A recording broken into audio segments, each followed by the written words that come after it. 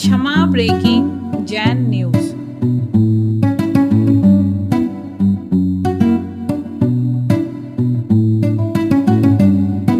आने वाले अब तो चातुर्मास समाप्ति की ओर है। अब क्या बचा? 1 तारीख को दीपावली है, भगवान महावीर का निर्वाण महोत्सव, और 1 तारीख को ही हम लोगों के चातुर्मास के औपचारिक बंधन से मुक्ति।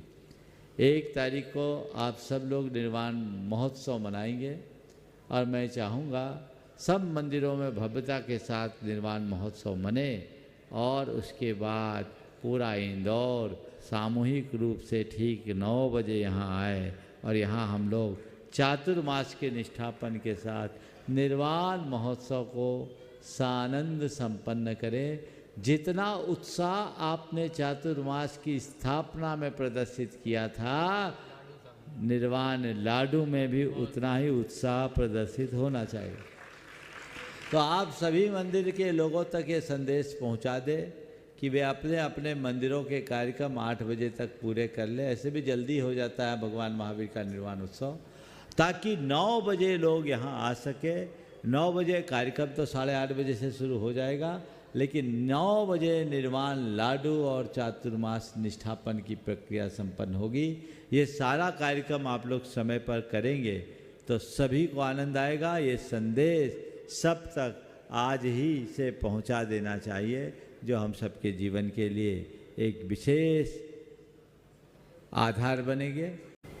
गुरुदेव, 2 दिन पहले अपन ने चर्चा की थी कि अपने निवास के आमने सामने यदि कोई स्मशान हो या ऐसी कोई जगह हो तो उसका क्या असर पड़ता है, और आपने काफ़ी अच्छी तरह से मनोवैज्ञानिक तरीके से इस बात को समझाया। मैं चाहता था कि आप इसे आध्यात्मिक तरीके से समझाएं तो मुझे बहुत प्रसन्नता होगी। घर के आगे अगर शमशान हो तो क्या होता है? तो मैं तो कहता हूँ बहुत शुभ होता है। बहुत शुभ हो सकता है। शुभ होता है, हो सकता है। बहुत बढ़िया। क्यों? क्योंकि उसे अपने जीवन की सच्चाई मान लो, जिंदगी भर अनासक्ति से जियोगे कि आखिरी ठिकाना तो यहीं जाना है और सब छोड़ के जाना है, सब राख में बदल जाना है। हर पल ये ध्यान में रखो, अपनी मौत को अपने सामने देखो, चिता की आग में अपने इस शरीर को जलता हुआ देखो कि जिसके पीछे मैं मोह करता हूँ, जिसके पीछे मैं इस संसार का विस्तार कर रहा हूँ, उसकी अंतिम परिणति ये होगी। यदि ये देख लो तो आध्यात्मिक क्रांति हो जाएगी। इसीलिए मुनियों को शमशान में ध्यान करने की बात की। मैं जब वाराणसी गया तो मणिकर्णिका घाट वगैरह से गया तो मैंने देखा बहुत सारे विदेशी पर्यटक आके बैठते थे और घंटों चिताओं को देखते। मणिकर्णिका घाट एक ऐसा घाट है जिसकी चिता कभी बुझती नहीं, लाइन लगी रहती, कोई ना कोई आता है। तो मैं वाराणसी मणिकर्णिका घाट, जहाँ राजा हरिश्चंद्र गए, जहाँ के डोम बने, तो मणिकर्णिका घाट मैं भी वहाँ बैठ के आया। मैंने एक सामयिक की, आनंद आया कि जीवन की हकीकत तो यही है। और मैं तो कहता हूँ जिंदगी पे डाल ली जिसने हकीकत की नज़र, जिंदगी पे डाल ली जिसने हकीकत की नज़र, जिंदगी उसकी नज़र में बेहकीकत हो गई। सामने शमशान होगा तो तुम्हें घर भी सुना दिखेगा। और एक बात बोलूं, तुम लोग मरघट में ही रह रहे हो। मरघट वो नहीं जो तुम्हारे नगर के बाहर है, मरघट वो है जहां तुम मरते हो। जहां मरने की घटना घटे वही तो मरघट है। बोलो क्या बात है, क्या बात है, क्या बात है। जहां मरने की घटना घटे वो मरघट है। तो तुम घर में रहो कि मरघट में? विडंबना ये है कि तुमने मरघट को घर मान रखा है। वो घर नहीं, मरघट है। असली घर अंदर है, जिसका तुम्हें पता ही नहीं। जिस दिन अंदर के घर को पहचान लोगे, बाहर सब मरघट जैसा दिखने लगेगा, उसकी वीरानगी दिखने लगेगी, तुम्हारा मोह, तुम्हारा आकर्षण सब नष्ट हो जाएगा। दिमाग की बत्ती खुल गई महाराज। अच्छा, अब खुली रखना, बंद मत करना। आशीष जी जैन इंदौर, और उसके बाद में धर्मेंद्र जी जैन कार्याध्यक्ष है धर्मपुरा भावना समिति, और अपनी पूरी टीम के साथ में धर्मेंद्र जी सिन कैम। गुरुवार के चरणों में बारंबार नमोस्तु नमोस्तु नमोस्तु। गुरुवार मेरा एक शंका है, जीवित अवस्था में तो हम इत्र के द्वारा अपने को शिवक बना सकते हैं, परंतु ऐसा क्या करें कि हम मरणोपरांत भी राख में से भी सुगंध आए। इत्र के द्वारा जीवित अवस्था में हम अपने अंदर सुगंधित पैदा कर लेते हैं, मरने के बाद ऐसा क्या करें कि राख में भी सुगंध आए। देखो मैं तो इतना ही कहता हूँ, इत्र से सुगंधित तन वालों की राख में दुर्गंध आती है, पर चरित्र से सुगंधित तन वालों की राख में सुगंध होती है। जिसकी राख भी पूज्य हो जाए, जिसकी राख को भी लोग श्रद्धा से भरकर अपने माथे पे लगाए, समझ लेना उसकी राख में सुगंध है। और ये किसके दम पर? ये इत्र के बल पर नहीं, किसके बल पर? चरित्र के बल। चलिए नमस्ते महाराज। धर्मेंद्र जी जैन सिनकैम हाँ और पूरी टीम है। हाँ, गिरीश जी अक्षय सभी, पूछेंगे, बोलो। हाँ अक्षय कासली वाले। गुरुवर के चरणों में शत शत नमन। पूरी विजयनगर दिगंबर जैन समाज का बारंबार नमन।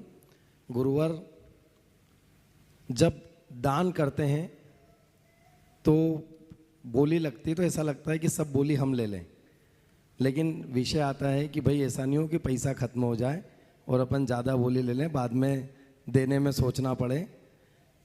और जब बोली ले लेते हैं और वो दान दे भी देते हैं तो कोष वापस कब आ जाता है, वापस पुनः बढ़ जाता है, पता ही नहीं लगता है। और ऐसा लगता है कि अपन ने कम दान दिया है, उसको और बढ़ाना चाहिए। ऐसे भाव बाद में और बदलते हैं कि भाई जैसे 5 करोड़ रुपए मुकेश जी पाटोदी ने यहाँ पे बोली ली, तो हम कोई भी नहीं सोच लिया रहे थे। ऐसा, किसने बोला तुमने? अच्छा गलत है। हाँ सवाल करो। हाँ तो हमारे ऐसे सबके भाव होते हैं कि इस कार्यक्रम में जो भी हो उसमें बढ़ चढ़कर सब हिस्सा लें, इसके लिए आप देखिए, पहले तो मैं चाहूँगा इस टीम का जोरदार अभिनंदन कर ले। सॉरी। अभी ये धर्म प्रभावना के कार्य में बहुत तत्परता के साथ लगे हुए हैं और इस कार्यक्रम को सानंद संपन्न करने के लिए लगे। रहा सवाल मुकेश जी की बात का, तो मुकेश जी को क्या देना है ना मुकेश जी को पता है, ना हमको पता है, और किसी को भी पता नहीं। हम कभी किसी को इस तरह से कोई कमिटमेंट करवाते ही नहीं। बस वो आदमी ऐसा है कि हमसे जो बनता जाएगा हम देते जाएंगे, और वही देते जा रहे हैं। और जितना दिया है समझ लो उनका उतना ही कमिटमेंट है, ज़्यादा दिमाग मत लगा। आप लोग पता नहीं क्या क्या प्रचार कर देते हैं और कई तरह की खबरें छाप देते हैं। सबसे पहले तो प्रश्नकर्ताओं को प्रश्न करते समय इतना विवेक जरूर रखना चाहिए कि हमें आधार रहित कोई चर्चा करना ठीक नहीं समझना चाहिए। इसलिए तुम जैसे जिम्मेदार आदमी से हमें ऐसी अपेक्षा रहेगी कि आगे से ध्यान रखो। दूसरी बात, दान देने का जब प्रसंग आए तो सामर्थ्य को कभी छिपाना मत। सामर्थ्य हो तो सोचो मत, और सामर्थ्य की कमी हो तो सामर्थ्य बनकर करने की भावना रखो। मेरे संपर्क में कई ऐसे लोग हैं जो दान देने का भाव लेकर आते हैं। अपने यहाँ बोलियों की परंपरा है, बोलियाँ कम में भी गई तो अपनी तरफ से बता के, मैं शिखर जी में था, शांति धारा होनी थी, बोली लगी, सामान्य रूप से अभय भाई थे उस दिन, बोली लगी, और जो बोली लगी उसके हिसाब से सस्ते में निपट गई, और जितने में बोली गई उनने उससे 10 गुनी राशि दे दी। बोले इतना तो मैं सोच के आया था, बोली कम में गई पर मैं इतना बोलता हूँ, मैं कोई सौदा लेने नहीं आया था, मुझे इतना लगा ना। जितने की बोली गई उससे 10 टाइम उसने दिया और तुरंत भुगतान भी कर दिया। बोला मुझे मेरा लिखिए, इतना मैं सोचा था, क्योंकि मुझे उम्मीद थी कि इतने की बोली जाएगी। ये तो माहौल रहता है, कभी चल जाती कभी नहीं जाती। तो 2 तरह के लोग होते, बनिया होता है तो कहता अच्छा बच गए, सस्ते में मिल गया, और धर्मी होगा तो कहेगा नहीं, जितना दूंगा उतना पुण्य बढ़ेगा, कम क्यों, पैसा कम हो जाए चलेगा, पुण्य कम नहीं होना चाहिए। इसलिए सोच बदलिए। कभी भी धर्म क्षेत्र में आगे आओ तो सामर्थ्य को कभी छिपाना नहीं, और सामर्थ्य का अतिक्रमण करके कभी देना नहीं। जिस दिन दान बोलो उसी दिन से देने की बात सोचने लगो। कैसे भी महानुभाव हैं जो बोल देते दिल खोल के, पर घोषणा मंत्री बन के रह जाते हैं, देते नहीं। मैं ऐसे को भी जानता हूँ, सालों हो जाते हैं आयोजकों की चप्पलें घिस जाए उनसे वसूलने के लिए, पर ऐसा करके वो नहीं समझते कि मैं खुद कितना पाप से संलिप्त हो रहा हूँ, उनके ऊपर देव द्रव्य के उपभोग का कितना बड़ा पातक लग रहा है, अपने कितने जन्मों को दरिद्र और अनाथ बनाने का, भिखारी बनाने का कर्म कर रहा है, उसे पता नहीं। इसलिए दान देने में सदैव उदारता रखनी चाहिए, और उदारता से ही संपन्नता आती है, इस बात को सदैव याद रखना चाहिए। और साथ ही जब दान दो तो केवल देने की सोचो, बाकी मत सोचो। और हम जानते हैं जो देने वाला देता है वो अपने आप पाता है, क्योंकि तुम्हारे पास जब तक पुण्य है तब तक संयोग अनुकूल रहेंगे, और जब तक संयोग अनुकूल रहेंगे तब तक तुम्हारे यहाँ बौछार आते रहेंगे। मैं आपको बताऊं पुण्य पाप का खेल कैसा। मेरे संपर्क में एक ऐसे व्यक्ति हैं जो आज 2017 में 20,000 करोड़ के धनी थे, नेटवर्थ जिनकी, अब 24 तक तो पता नहीं क्या हो गया हो। उस व्यक्ति ने अपनी बात कही कि महाराज 6.5 वर्ष की उम्र में मैंने आधी दुनिया घूम ली, और एक वक्त ऐसा भी आया कि मैंने दूसरे की रोटी चुरा कर खाया। 6.5 साल की उम्र में आधी दुनिया घूम लेने वाले के जीवन में ऐसा भी वक्त आया कि रोटी चुरा के खाना पड़ा, और आज महाराज फिर से इतना बड़ा साम्राज्य खड़ा कर लिया। मैं तो हमेशा ये सोचता हूँ, जो था वह भी मेरा नहीं, जो है वह भी मेरा नहीं, और जो होगा भी वह भी मेरा नहीं, मेरा केवल मैं हूँ। जीवन के इस यथार्थ को समझो। वो आदमी आज भी हमारे पास आते हैं, हो सकता है आ जाए आने वाले दिनों में, तो ये भारत में नहीं रहते, भारत से बाहर रहते हैं, लेकिन ऐसे ऐसे लोग भी इस दुनिया में हैं। तुम भी अभी थोड़ी दृष्टि दौड़ाओगे ना तो इंदौर में 2-4 चेहरे ऐसे आ जाएंगे।